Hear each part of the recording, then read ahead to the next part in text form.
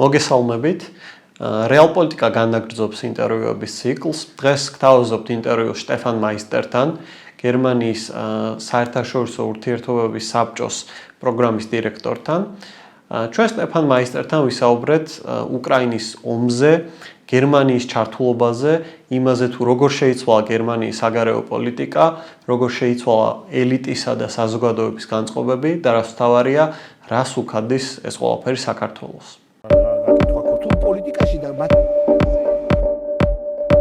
People here saw remember Edward Shevardnadze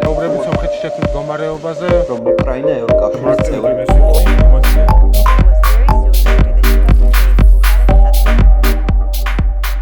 So, Stefan Meister, thank you very much for finding the time for us and doing this interview. Well, first of all, I'd like to begin with the war in Ukraine, of course, which is the most important foreign policy topic of recent months. And I'd like to talk about Germany's engagements regarding this war. Well, during the first days of the war or before the war, we knew that German government and German public as well was quite reluctant about, for example, sending the arms to Ukraine. But then in the following weeks and months, we saw how the position of Germany and how the attitude towards Ukraine and foreign policy in general has changed. We saw the now famous so-called Zeitenwende speech by the Chancellor Scholz, and we now know that Germany is sending the arms to Ukraine, which like a few months ago was unimaginable for the many. So I'd like to ask, where's Germany now in terms of helping Ukraine? Because there were lots of media reports about how Germany has failed to send the arms. So where's Germany now, and how has the mood changed in Germany, and where is it now in terms of the outlook regarding foreign policy in Ukraine? No, I think the war, which started in the end of February this year, was really a shock and a reality check for the German elites and society. I think it was an understanding that this is, for the first time since the end of the Cold War, that this is about our security. Yeah, so I think this didn't happen in 2008 with the Russian-Georgian war. It didn't happen in 2014 with Russia's war also on Donbass, but it happened now with this large-scale war. And I think that was the precondition to break with several taboos in German politics. So that was 100 billion spending for defense. So finally, Germany is also modernizing its army. And catching up to the reality of European security and the 21st century security challenges. We are now on the way to change our energy policy. I think that's a big issue for Germany, who is so much dependent on Russian gas, first of all, and which it built its Energiewende, so its change of the energy policy on cheap Russian gas, yeah, and it's willing to supply Ukraine also with weapons. And with money, I think we also have to mention this. I think Germany was one of the most important donors for Ukraine after 2014 in the field of development aid and in many other areas. Now it's also willing to supply weapons, and serious weapons. Mm-hmm. At the same time, we have a new chancellor, which was just elected with a new governing coalition, which was not prepared for foreign and security issues. Because foreign policy was barely mentioned in the election campaign, right? They wanted to modernize the country, which was not modernized in the last 20 years under the rule of Angela Merkel. It was just a status quo policy. So it really needed a modernization, domestic modernization, and they agreed on more modernization of Germany, but they didn't agree on key foreign and security policy issues, and they had to deal with the biggest security crisis since the end of World War in Europe. So I think where they are coming from and where they are now, it's really a huge distance. And I think, sure, Germany could do more in supplying weapons to Ukraine. It's also a problem that the German Chancellor is not is only reacting to pressure, is not really planning ahead. I think we now understand that this war will go long. Sure, but I think Germany is doing a lot of. I think it is supplying weapons, and if you look into the details of weapon supply, there are now also serious things which are going to Ukraine. It's not just helmets and which were in the beginning. So I think it is catching up. But it has also limits. I think our defense industry is not so fast to supply the tanks which are needed, and I think also modernizing the Bundeswehr, the German army, needs a lot of new weaponry, and I think we are just running out of some of them. But still, I think this risk averseness of the chancellor, this doing it only under pressure, is a problem also in the relations with Ukraine, and also in really helping Ukraine winning this war.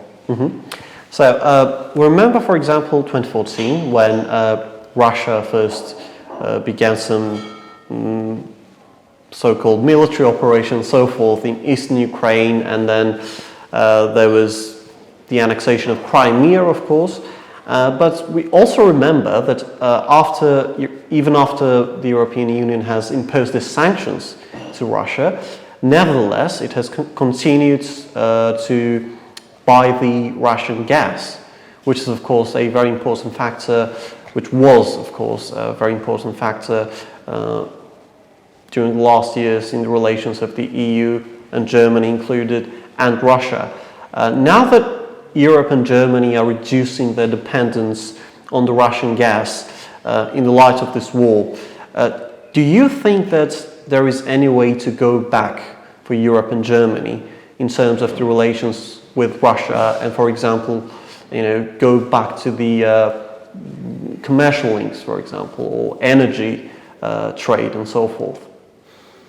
I don't think so. I think it's really a paradigm change in the relations with Russia, which was very much based on energy and on also on trade, in a way. So we can see that many German major companies just leaving Russia.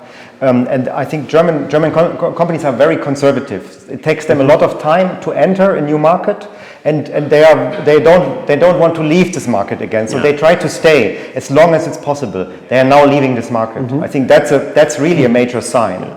And in terms of dependency on Russian gas, I think it was even worse in the last, you can say, 8 years since 2014. So, I think we even increased the dependency on Russian gas. We even sold our gas storage to Gazprom. So I think even strategic infrastructure was sold to a country which was waging a war in Europe and was annexing also part of a different country. I think there's somehow a problem. So I would see at least there a problem. So I think now there is an understanding that this is about security, is our own security, also in terms of energy security.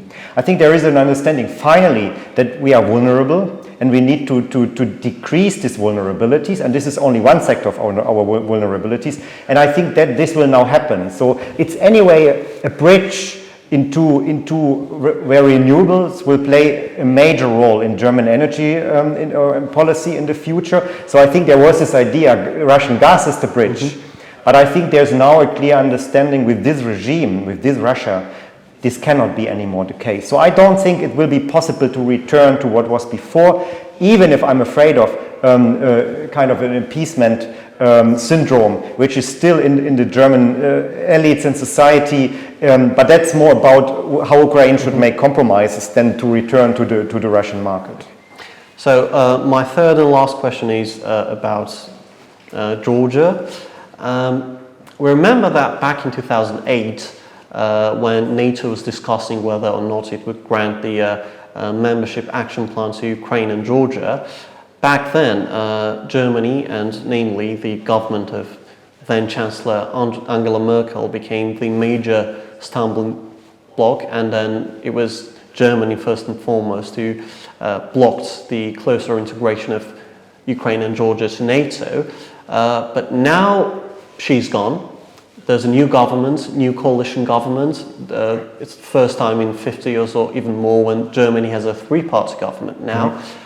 And we already discussed how the German foreign policy has changed. So my question is, what does it hold for Georgia, the new German government and the new German foreign policy?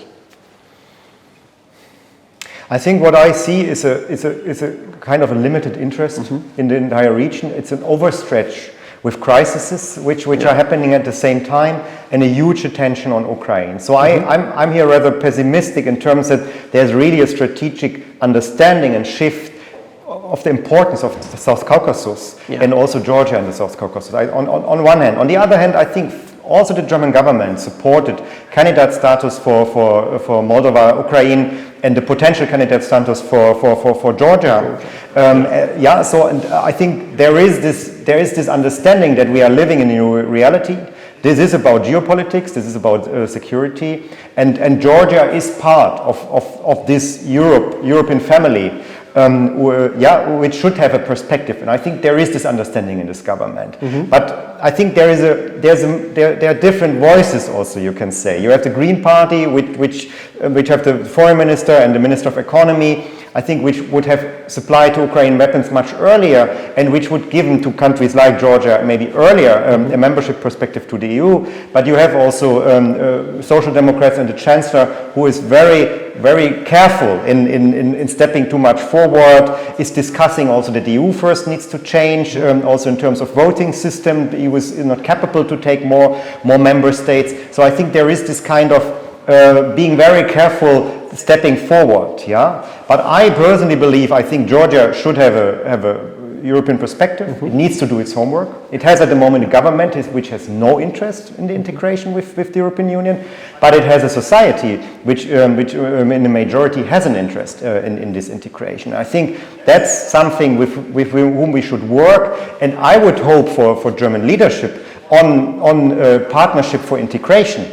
With partners like Georgia, Moldova, and Ukraine. But I don't see at the moment the appetite and the people in the German government to do more than just supporting what is going on. So I think there's a lack of leadership also on this in Europe, and unfortunately Germany is not leading also on this perspective for Georgia. Stefan Meister, thank you very much for the interview. Thank you for asking the question and inviting me. Thank you.